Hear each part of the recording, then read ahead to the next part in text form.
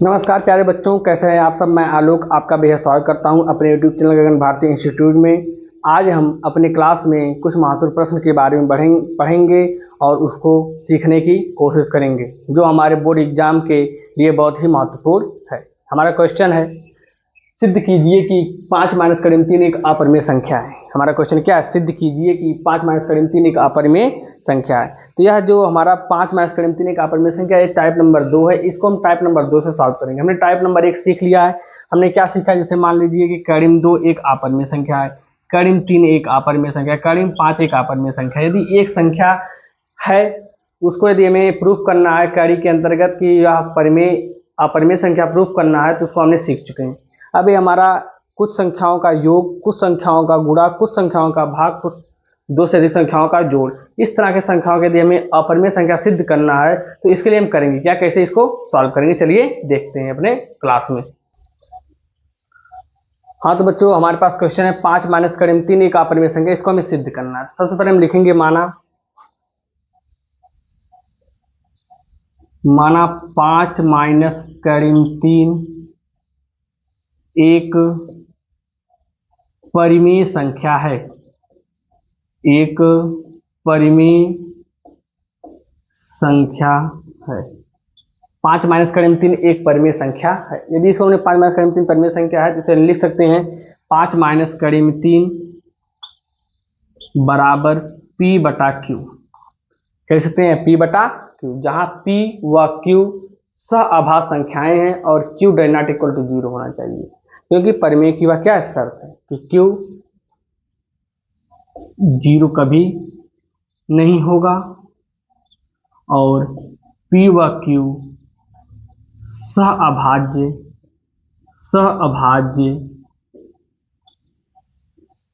संख्या है।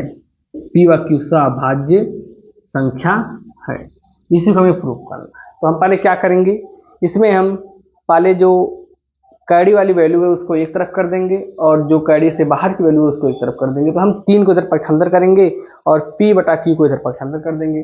जब 3 को इधर पक्षांतर करेंगे तो 3 इधर माइनस के रूप में, इधर जाएगा तो प्लस के रूप में हो जाएगा, और P बटा Q इधर प्लस के रूप में, इधर आएगा तो माइनस के रूप में। हम लिख सकते हैं 5 माइनस P बटा Q बराबर कैडी में 3। अब इसको हम सॉल्व कर लेंगे। यहाँ इसके बटा 1 करेंगे, यहाँ Q एलसीएम होगा, 1 का Q में गुणा, Q का 5 में गुणा, सॉरी 1 का Q में भाग करेंगे, फिर Q का 5 में गुणा करेंगे तो 5Q हो जाएगा, माइनस P बराबर कैडी में 3। अब यहाँ पर P व Q पूर्णांक है, P व Q क्या है? पूर्णांक है। तब 5P minus 5Q minus P ये क्या होगा? पूर्णांक होगा। देखेंगे यहाँ P व Q पूर्णांक है, तब 5Q भी पूर्णांक होगा।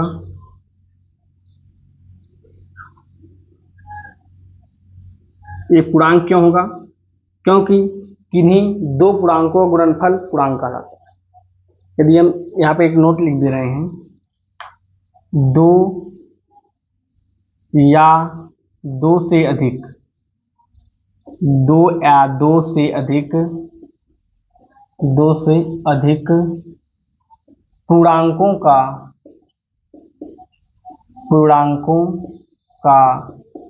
योग, अंतर तथा गुणा भी पूर्णांक होता है। पूर्णांक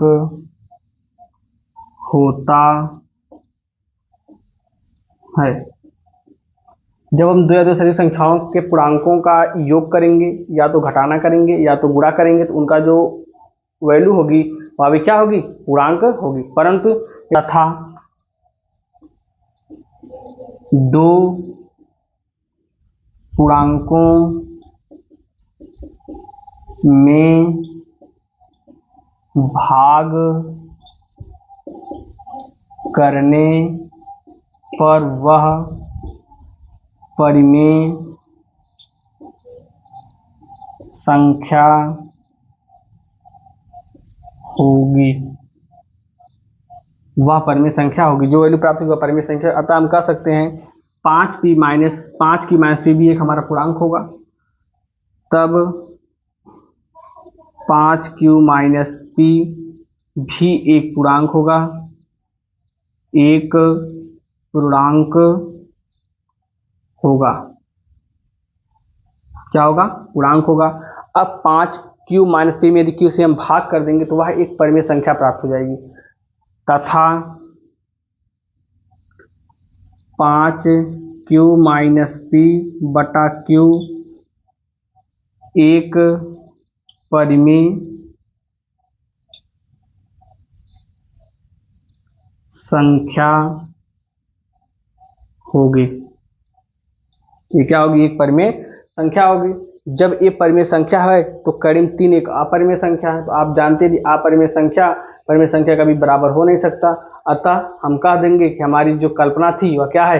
गलत है। इसलिए करीम 3 एक क्या है? अपरिमेय संख्या है। जब करीम 3 एक अपरिमेय संख्या है तो 5 माइनस करीम 3 भी क्या हो जाएगी? एक अपरिमेय संख्या हो जाएगी। ठीक है, हम लिखेंगे। तब हम जानते हैं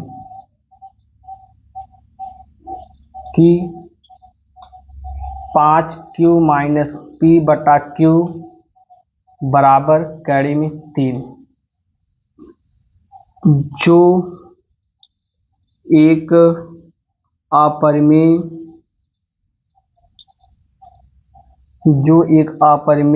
संख्या है। जो क्या है? एक अपरिमेय संख्या है, क्योंकि कड़ी में 3 ने प्रूव कर चुका है पहले कि अपरिमेय संख्या है। जब यह अपरिमेय संख्या तो ये भी वैल्यू क्या होगी? अपरिमेय संख्या होगी। अतः 5q माइनस p बटा q भी एक अपरिमेय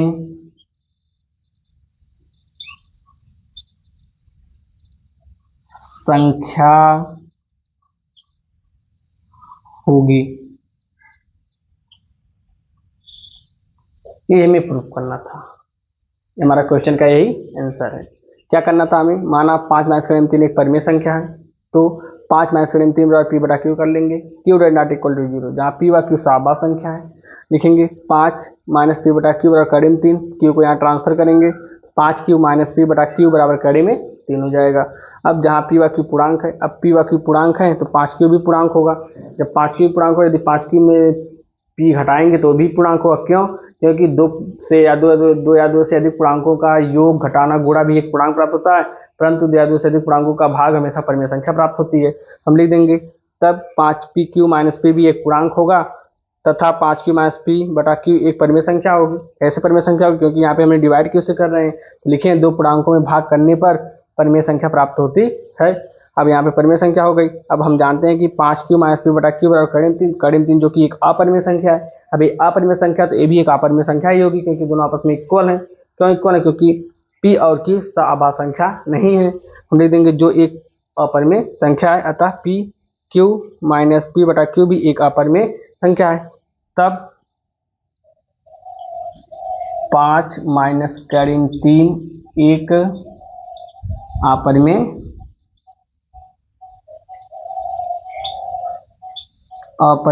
संख्या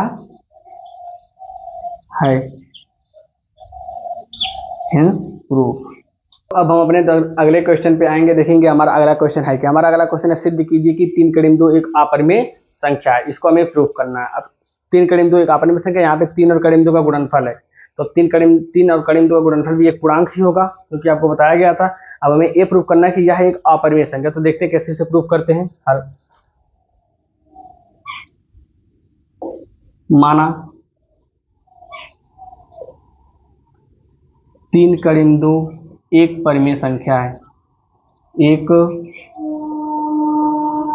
परिमेय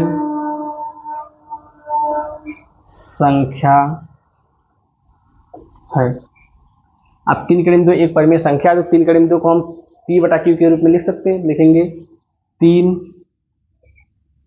कड़ीम 2 बराबर P बटा Q, Q does not equal to 0, Q does not equal to 0, यहाँ पे Q does not equal to 0, और P व Q सहअभाज्य संख्याएं हैं, सहअभाज्य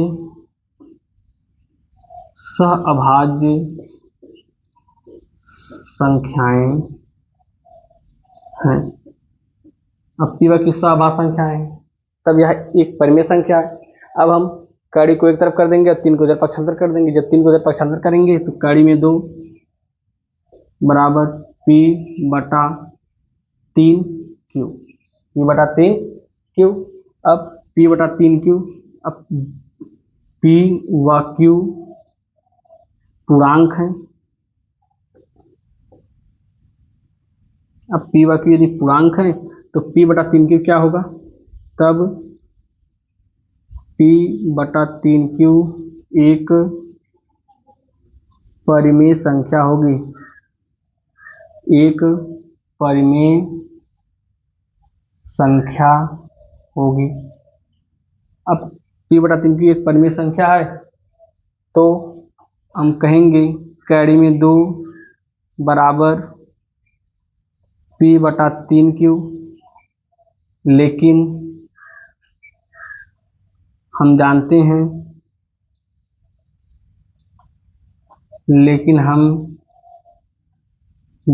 हैं कि कैरी में 2 एक अपरिमेय संख्या है, अपरिमेय संख्या है। यहाँ पे जो कड़ीम 2 है, पहले हमने प्रूफ किया कि कड़ीम 2 एक अपरिमेय संख्या है। जब कड़ीम 2 एक अपरिमेय संख्या तो ए भी एक क्या हो जाएगा, अपरिमेय संख्या ही हो जाएगा। अतः हमारी जो हमने पूर्व कल्पना बनाई तो गलत हो गई। अतः हमारी पूर्व कल्पना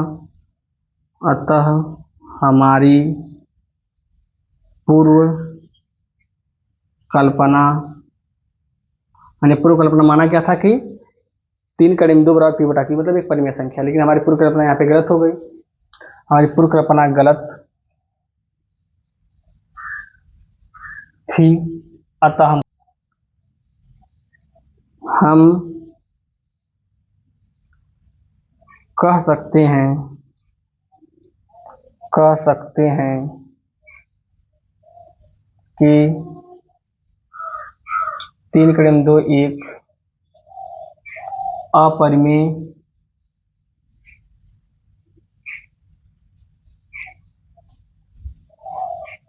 संख्या है। ये हमें सिद्ध करना था। फिर से देख लीजिए, माना 3 कड़ीम 2 एक परिमेय संख्या है तो 3 कड़ीम 2 और P बटा Q, Q does not equal to 0, P व Q सहअभाज्य संख्याएं हैं। तो हमने मानेंगे 3 को जब पक्षांतर कर लेंगे तो कड़ीम 2 और P बटा 3Q हो जाएगा।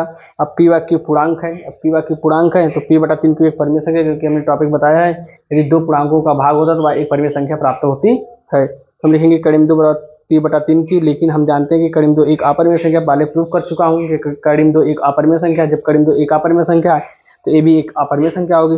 अतः हमारी पूर्व कल्पना क्या थी, गलत थी, जो हमने माना था कि परिमेय संख्या है। अतः हम कह सकते हैं कि 3 कड़ीम 2 एक अपरिमेय संख्या है, हेंस प्रूफ। हाँ तो बच्चों, यदि हमारी वीडियो आपको अच्छी लगी हो, समझ में आई हो, तो आप इसे लाइक करिए, सब्सक्राइब करिए, शेयर करना ना भूलिए। Thank you. मिलते हैं अपने अगले वीडियो में। धन्यवाद।